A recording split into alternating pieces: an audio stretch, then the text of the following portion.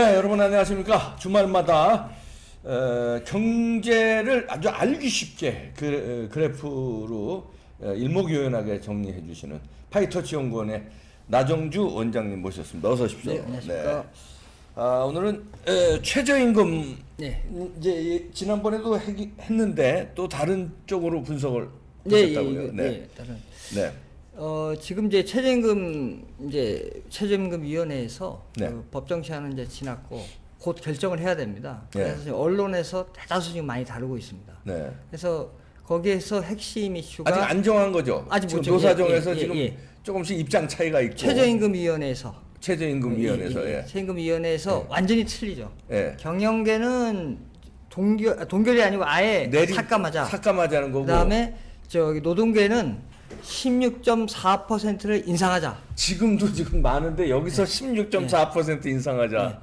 예. 민노총은 오히려 25% 인상을 얘기했다가 그 노조 안에서 같이 이제 협상해서 최초 안에 공식적으로 내놓은 게 요거입니까? 16.4%. 4%. 그러면 16.4% 되면 이제 제목을 이제 일자리가 55만 개 날아간다.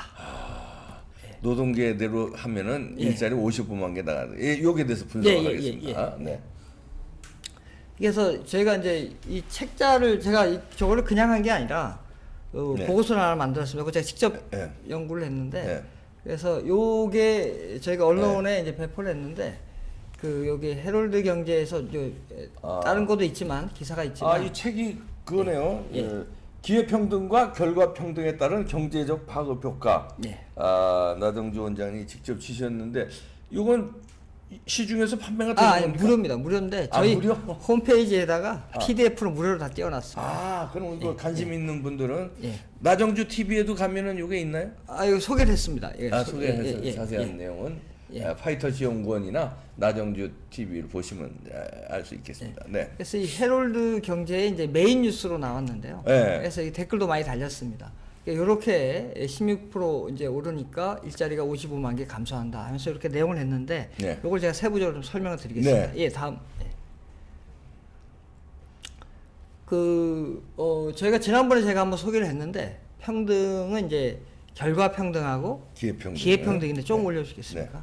이 결과 평등의 대표적인 수단이 최저임금 인상입니다. 네. 왜냐하면 이 결과라는 것은 이제 소득 불평등이라는 그 결과를 최저임금을 확 올려서 이제 못 사는 사람 확 올리면은 이제 불평등이 줄어들 거 아닙니까? 그래서 이 결과 평등을 추구하는 방법의 대표적인 게 이제 최저임금 인상입니다. 그래서 정부에서 이렇게 한 거고 이제 기회 평등은 말 그대로 능력 있는 사람한테 이제 기회를 공평하게 주자. 그래서 지금 기업에도 능력 있는 기업이 있고 아닌 기업이 있지 않습니까? 그렇죠. 근데 지금 차별을 많이 주고 있거든요. 그 기업 간에 이제 차별을 제거해서 기회평등을 추구했을 때 어떻게 될 건가? 요즘 양쪽을 다 분석을 해봤습니다. 네. 예, 다음. 지금 그래서 최저임금이야 쉽게 최저임금 올리는 거고 이제 기회 불평등은 좀 사례들이 있습니다. 많은데 제가 이제 기업에 관계된 것만 사례 몇 가지 갖고 왔습니다. 지금 리베이트 제공 여부에 의한 차별입니다. 발주 기업이 있는데 이제 입찰 참여 기업 A 기업이 있고 B 기업이 있는데. A 기업은 이제 리베이트를 제공하는 겁니다.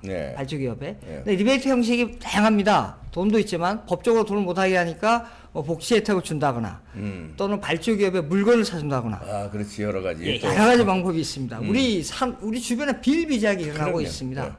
그래서 저 업체는 아무리 능력이 좋아도 이 낙찰은 안 되고, 그러니까 낙찰이 안 되고, 여기에만 주는 거죠. 이렇게 되면 능력하고 전혀 관계없이 돈이 있느냐 없느냐에 따라서 되는 거니까. 이게 우리 산업 현장에 비일비재하게 일어나고 있습니다. 다음. 또 이 기회 불평등 사례가 제가 한번 소개를 했었는데 이제 공기업이 자회사 만들어 갖고 파생 사업을 다 독식해 버리는 겁니다. 이러면 이제 민간의 이제 기회를 박탈하는 건데. 공기업은 제가 설명 한번 드린 것처럼 민간기업이 못하는 분야를 해갖고 상호 보완적인 도로라든가 철도 그래서 민간기업을 상호 보완하면서 마중물 역할을 하는 겁니다. 근데 그 마중물 역할을 하다 보면 거기에 파생 상품이 많이 생겨요. 예를 들어서 청소 사업이라든가 시설 관리, 경비 이런 거를 다 이제 그 공기업이 자회사 만들어갖고 자기가 해버리는 겁니다. 이거 다 민간이 할 수 있는 거거든요. 그러니까 이 민간 기업이 할 수 있는 그 사업 기회를 다 박탈하는 거죠. 그래서 이것도 비일비재하게 일어나고 있습니다. 이게 공기업 자회사가 지난번 제가 소개한 대로 연 매출이 연 45조입니다. 그래서 거기에 뭐 한 반만 민간에 돌려줘도 그러게요. 한 20조만 돌려줘도 대부분 거기가 중소기업 자영업자들이 많이 그렇죠. 사업이 있거든요. 그럼 엄청나게 일감이 많이 생기죠. 예. 다음. 예. 자, 그 다음에 이제 요거는 이제 잘 접하고 있는데 잘 모르시는 건데 온라인 기사 노출에 대한 그 포털 기업의 언론 매체별 차별입니다. 네. 지금 뭐 그 네이버에 그 실시간 뉴스라고 아실 겁니다. 네. 정치 파트가 있고 뭐 경제 파트. 예. 거기에 기사가 올라가야 국민들이 많이 볼 수 있습니다. 그럼요. 거기에 기사가 안 올라가면은 아무리 기사를 내놔도 제가 그 언론사를 꼭 찾아가야 볼 수 있는 겁니다. 그렇죠. 근데 그런 국민들은 거의 없죠. 그 노출수가 그건 거의 없죠. 예, 예. 별로죠. 예. 그래서 그 네이버 실시간 뉴스에 나오냐 안 나냐가 대단히 중요합니다. 근데 그 포털 기업이 어떤 언론사는 이 노출을 시켜주고 그 언론사에서 나온 기사 노출시켜주고 어떤 언론사는 안 시켜줍니다. 근데 재밌는 건 요새는 보면 꼭 이 정치 성향에 따라서 그런 것도 좀 많이 있습니다. 근데 그 자체적인 어떤 심사 기준을 갖고 하는데 그게 기사 내용을 보면 야 이게 이 기사가 더 좋은데 노출도 안 돼. 이건 더 안 좋은데 노출시키고. 같은 이슈에 대해서. 예, 그렇습니다. 그래서 이게 과연 이게 바로 기회 불평등이죠. 네. 그럼 언론사로 볼 때는 노출이 많이 돼야 광고 수입이 많이 얻는 그렇죠. 거거든요. 네. 근데 이렇지 않으니까 네. 이거 아예 구글처럼 이런 걸 없애든가 아니면 이걸 하려면 모든 언론사가 다 이거 실시간 뉴스에 나올 수 있게 하든가. 네. 그래서 기사 그 자체만으로 정말 능력만으로 그 심사를 받아야 되는데 지금 그렇지 않고 있다는 네. 거죠. 예. 그러네요. 예. 네. 이게 이제 세 가지 이제 예를 들었는데 그럼 이제 질문이 드는 거죠.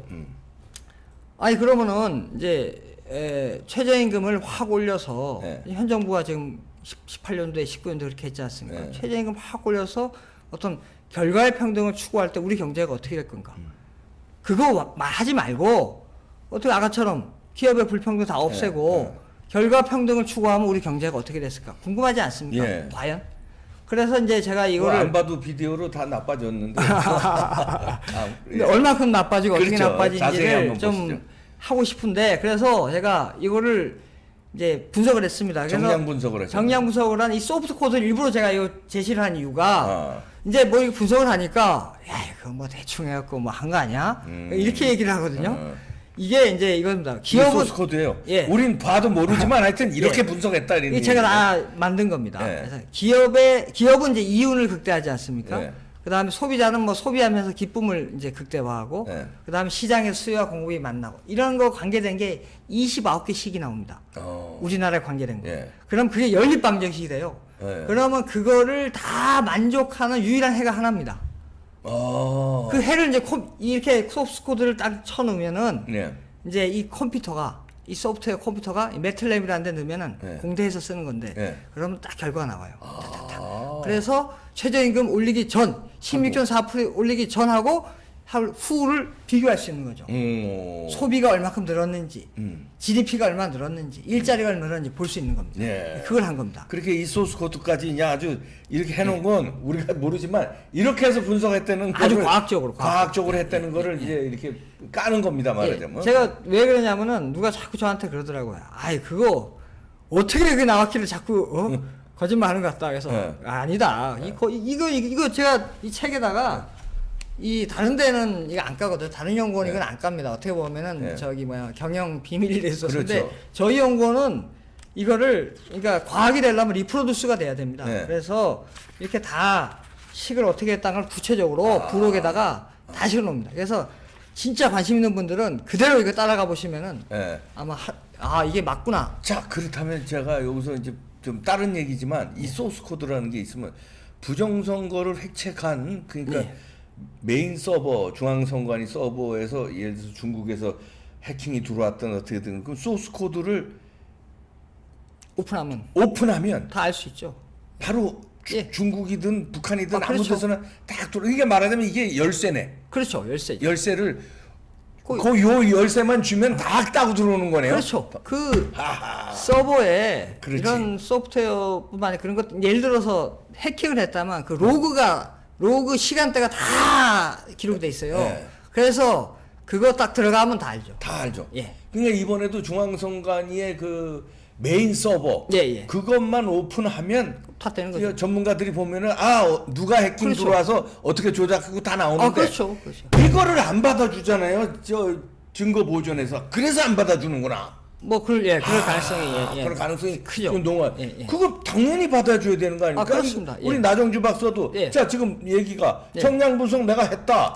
그리고 이렇게 소스 코드를 밝히는 거 아니에요? 부정 할 수도 있으니까 그거 아니다. 그렇죠. 그래 밝히는데 이걸 만약에 안 밝히신다면 그건 모르지. 이걸 어떻게 했는지 그러니까 제가 거기서 딱 아이디어가 나온 거예요. 그렇습니다. 이거구나. 그래서 이 사람들이 저 메인 서버를 안 내놓는구나. 그렇습니다. 내놓으면 다 나오니까. 그렇죠. 이 소스 코드를 밝히시는 건 이거는 다 내가 정량 분석한 게 정확하다는 걸 밝히시는 거 아니에요? 그렇습니다. 근데 이걸 안 내놓으면은 이거를 그렇죠. 어떻게 이렇게 제가 수치를 약간 좀 했는지 알 수가 없죠. 그렇지. 이걸 내놔야 된단 말이에요. 이게 서버를. 네. 그래서요. 다음. 그래서 근데 이제 모형이 자꾸 올려보죠. 모형이 이게 설명력이 있으려면 사람들이 얘기하면 야 모형이 현실을 어떻게 다 얘기해 이렇게 얘기하거든요. 그래서 요 좌측이 이제 실제 데이터고 요거 오른쪽이 모형이 이제 산출한 데이터인데 이렇게 완전 모형이 터무니없으면 안 되거든요. 그래서 어느 정도 이게 비슷해야 됩니다. 그래서 이렇게 모형을 맞춘 겁니다. 이렇게 이런 상태에서 보시는 것처럼 비슷하네요. 비슷합니다. 조금 차이 있지만 조금 이런 상태에서 이제 최저임금을 확 올려보고 그 다음에 기회평등을 확 줘보고 이러는 겁니다. 그럼 우리 경제가 어떻게 변하는지. 그래서 이게 신뢰성을 저기 보여주는 겁니다. 이런 거. 다음 자 그래서 해봤습니다. 해보니까 지금 이제 최저임금을 먼저 16.4% 해갖고 이제 결과평균을 한번 추구해 보면은 이제 어떻게 될 거냐 보게. 이게 지금 이제 노동계에서 지금 요구하는 안이니까. 그 당신들이 요구하면 어떻게 되는지 한번 이게 딱 나타나는 보겠다. 자 보면 소비가 마이너스 18조 원 줄고 GDP가 마이너스 4% 줄여요. 이거 많이 주네. 많이 주죠. 이게 4%면은 엄청난 겁니다. 이게 한 해만은 아니고 몇 년에 걸쳐서 나오는 겁니다. 4%면 여러분 이거 엄청난 숫자입니다. 그다음에 일자리가 55만 개 55만 개 날아가고. 자본이 15조. 투자가 1조 원. 1조 둘. 그다음에 총 매출이 211조 원. 오, 이것도 어마어마해요. 매출도. 자동화가 이제 12.7% 일어납니다. 이건 뭡니까? 이게 지금 현장이 많이 나왔어요. 최저임금을 많이 올리니까. 아하. 인건비가 너무 올라가니까 키오스크 들어오고 셀프 주유소 들어오고 막 지금 현장에 기계로 다 대체하고 컴퓨터로 다 대체하고 이런다는 거죠. 그게 정확히 12.7%. 그러니까 이게 모형이 현실을 그대로 잘 반영해주고 있는 겁니다. 그럼 왜 이렇게 현상이 나오냐? 제가 아주 이게 약간 연립방식 21 복잡한데 핵심만 딱 얘기를 하면 이렇습니다. 이제 최저임금 하고 올리니까 최저임금 받던 사람이 일자리를 잘라버리는 거죠. 그러니까 그게 이제 노동의 3요소가 우리가 중학교 때 배워있지 않습니까? 기술, 자본, 노동입니다. 그 일자리가 바로 노동입니다. 일자리가 주니까 생산의 3요소가 요소가 주니까 생산이 줄겠죠. 그렇죠. 생산이 주니까 가격이 오르고. 그렇죠. 가격이 오르니까 소비가 줄겠죠. 그러니까 악순환이네. 그러니까 이게 지금 딱 나타나는 현상입니다. 거기에 이제 아까 최저임금을 받는 사람들은 대부분 반복적이고 단순한 일을 많이 합니다. 그래서 그거를 이제 자동화가 일부 대처가 되는 거죠. 그래서 이제 이런 현상이 나타나는 겁니다. 논리적으로. 그러네요. 그래서 지금 현재 코로나19 사태에도 불구하고 노동계에서 최저임금위원회 16.4%를 주장했는데 주장하면 노동계가 오히려 일자리를 노동이라는 게 노조라는 게 뭡니까? 일자리를 창출해야 노조지. 창출하고 노동자 보호하고 보호를 안 하고 55만 개가 날아간다는 것을 명심하셔야 됩니다. 그리고 이 사람들은 자기들 이익만 중요한 거예요. 자기들. 그러니까 다른 남의 55만 명의 일자리 주는 건 상관없고 지금 자기 노조의 이익. 지금 자기들 그게 이익. 한번 그때 기억나십니까? 제가 자료를 그때 가구의 월 평균 근로소득을 제가 제시했었는데 하위 20%는 이 일자리 55만 개 나는 것처럼 최저임금 올려갖고 확 떨어졌지 않습니까? 그때 37%까지 떨어졌습니다. 2018년도 4.3기. 근데 상위 20%는 그 노조 간부들이 모아놓은 데는 가장 많이 올랐어요. 14% 올랐습니다. 그때 분석해 주셨잖아요. 그러니까 바로 말씀하신 대로 자기들을 이익을 위해서 이제 55만 명의 일자리 날라먹는 거는 상관 안 해, 자기가 아니니까. 그렇죠. 노조의 이익, 민노총의 이익. 네. 이거가 중요한 겁니다. 귀족 노조들이. 다음. 다음 보시죠. 다음. 그러면은 저거 하지 말고 아니 기업들한테 차별 주지 말고 능력에 따라서 정말 사업기회 다 주면 과연 경제가 어떻게 될 것인가를 또 분석해봤습니다. 그래서 이제 모형에서 제가 이걸 해보니까 이제 최종재 기업의 대부분 납품하는 기업들이 대부분 중소기업들이지 않습니까? 그 기업들의 이제 그 기업들 안에서도 이제 큰 기업이고 작은 기업이 있는데 그 작은 기업들의 기회를 큰 기업에 대해서 한 4배 기회를 불평등하게 된 상태고 그다음에 이게 이제 해보니까 그러니까 아까 그 한국 모형에다가 실제 값을 그대로 맞추니까 제가 임의적으로 한 게 아니고 약 70% 정도가 기회 불평등이 나옵니다. 4배 정도 불평등. 그거를 다 없애주는 거죠. 기회를 평등하게 딱 줘버리면 과연 경제가 어떻게 될까? 해보니까 소비가 77좀 늘어요. 아까 줄었지 않습니까? 아까 줄었는데, GDP가 아까 4% 줄었는데 7.2% 늘어요. 7%가 늘어요? 이게 엄청나네, 저거는. 대안입니다. 이게 일자리를 대안이고 앞으로 해야 할 대안입니다. 그 일자리도 눈에 17만 개. 그렇죠. 정치권에서 이걸 해야 되는 겁니다. 그러네요. 일자리도 이제 17만 개 줄고 자본이 89조 원. 투자가 66조, 아까 6조 원 늘었는데 66조 원. 매출이 383조 원이 늘어납니다. 자동화도 자동화가 이제 저것도 중요한 게 저 자동화가 늘기 때문에 일자리가 사실 더 많이 늘어나는데 못 늘어나는 거죠. 왜냐하면 앞으로는 4차 산업 기술이 오기 때문에 아무리 이제 해도 투자하고 해도 옛날보다는 많이 못 늘어나는 거죠. 자동화가 동반되기 때문에. 그래서 이제 일자리가 좀 그 정도밖에 안 늘어나는 거다. 그러면 이거의 아까처럼 핵심 로직은 뭐냐? 자, 기회 불평등을 받던 기회를 못 잡던 기업들을 기회를 확 주니까 어떻게 됐습니까? 그 사람들이 일감이 막 늘어날 거 아닙니까? 그렇죠. 그러니까 일자리도 늘어나고 자본도 늘어나고 그러니까 어떻게 해서 그 사람들의 서로 일을 하려고 그러겠죠. 그러니까 그런 기업들이 많이 일어나면서 경제가 붐이 일어나는 거예요. 붐이 일어나니까 이제 능력 있는 사람들이하고 붐이 막 일어나니까 이 경제가 이렇게 다 좋아지는 겁니다. 그래서 기본 경제의 기본 원리 아닙니까 이게? 기본 원리인데 지금 왜 기본을 안 지키려고 그러지 이 사람들? 나 진짜 지금 답답한 게 뭐냐? 이 현 정부는 뭐 소득주도 성장 정책의 핵심 수단으로 최저임금 확 올려서 결과에 평등한다고 쳐도 아니 야당이 대안이라고 내놓은 게 결과에 평등 수단으로 기본소득제를 나왔지 않습니까? 미친 거 아닙니까 왜 이건 생각 안 해요? 기회평등이라는 걸 왜 생각 안 하냐 말입니다. 이번에 인국공 사태 제가 설명드리겠지만은 보십시오. 국민들이 가장 원하는 게 기회 불평등에 대해서 불만족입니다. 그거에 분노하는 거예요. 청년들이. 개인이든 기업이든 난 능력이 있는데 능력에 맞게끔 기회를 달라는 겁니다. 그렇죠. 기회 자체를 안 주기 때문에 문제가 되는 겁니다. 맞습니다. 자, 다음 보시면요. 그래서 이제 발전 방향입니다. 그러면 이제 어떻게 해야 되냐? 당장 이제 최저임금 결정해야 되거든요. 법정 시한이 지났습니다. 그래서 지금 코로나19 때문에 너무 어렵습니다. 이 상황에서 내년도 최저임금은 일단 동결해야 된다. 동결하는 게 지금 절대적인 지금 다수 의견입니다.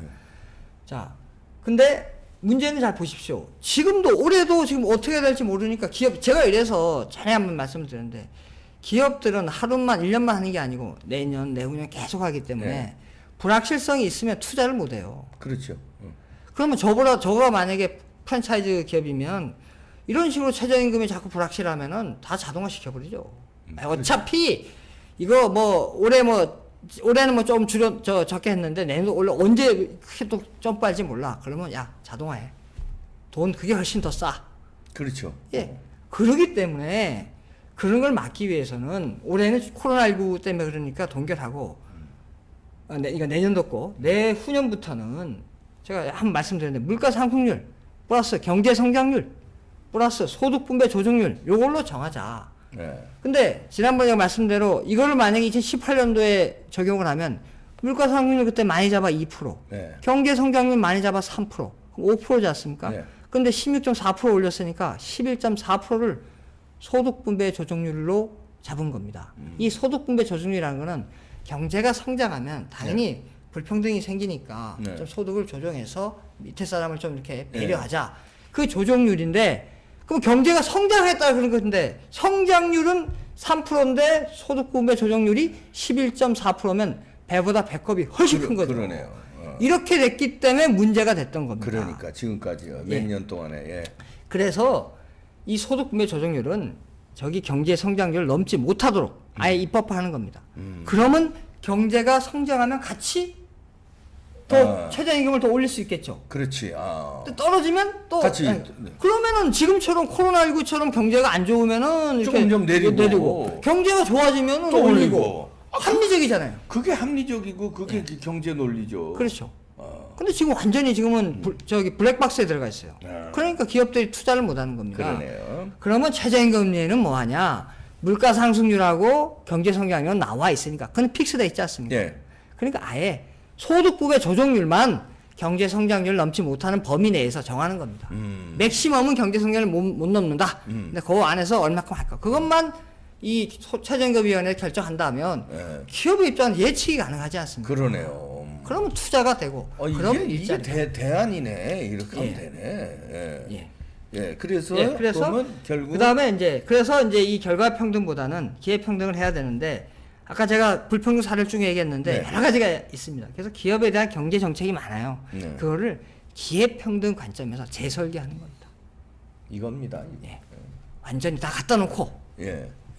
저는 뭐 경제학 전공이 아닌데 이거 제가 합리적으로 생각해도 이거네요. 이건데 뭐 정반대로 어거지로 밀어붙여서 3년 동안 실패를 했으면 이번에는 고쳐야지. 그리고 이제 무서운 게 야당의 유력지들도 이제 기본소득제를 논의하고 있으니까요. 야당 얘기하지 마세요. 야당 같지도 않은 야당. 이거 지금 이겁니다. 이번에 아마 며칠 내로 결판이 나야 되는데 최저임금 어떻게 할지 결판이 나야 되는데 입장차가 지금 워낙 커서 결판을 못 내리고 있는데 요거를 좀 최저임금위원회에서 좀 잘 좀 반영해 주길 기대하는데 하겠어요 기자들이. 아유 또 16점 말만 거기서 조금 내려서 뭐 한 10% 이렇게 또 올리겠지.